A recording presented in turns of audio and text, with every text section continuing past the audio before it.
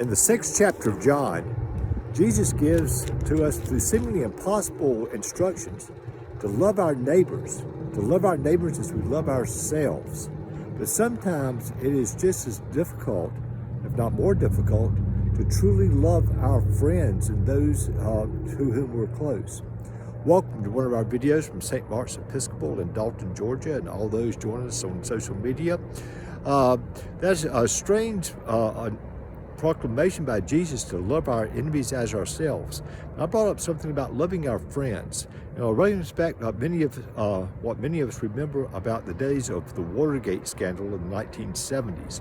And during that time, it became clear eventually to nearly everyone that Richard Nixon was not telling the truth about his involvement with that.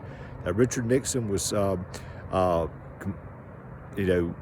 guilty of trying to cover it up and was not being accountable for it.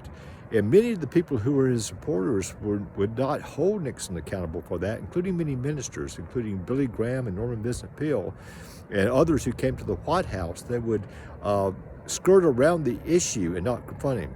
One exception to that was a Presbyterian minister named John Huffman. Now, John Huffman was a big friend of Nixon. Nixon had been his hero when he was in college, and later on he had served in the Norman Vincent Peale's church as an assistant minister when Nixon attended sometimes. And when Nixon, during the 60s, would sometimes attend John Huffman's church at Key Biscayne Presbyterian Church in Florida. But after Nixon became president and Huffman realized what was going on, he spoke to Nixon privately first. Then later on, from the pulpit, addressed Nixon while Nixon was sitting in the congregation and told him, said, "You need to confess. You need to reconcile yourself with God and be honest, everything." And then people questioned Huffman later on about why he confronted him from the pulpit.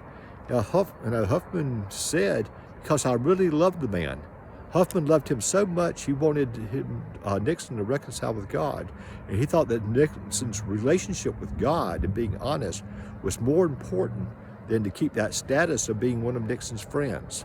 We can learn a lot from this example, that sometimes it's very difficult to be honest with our friends and not to judge them, but to help them to reconcile themselves with God and to be honest about things, to take that first step towards reconciliation.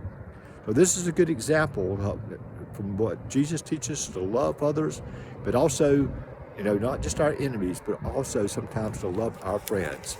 For this we'll say, thanks be to God.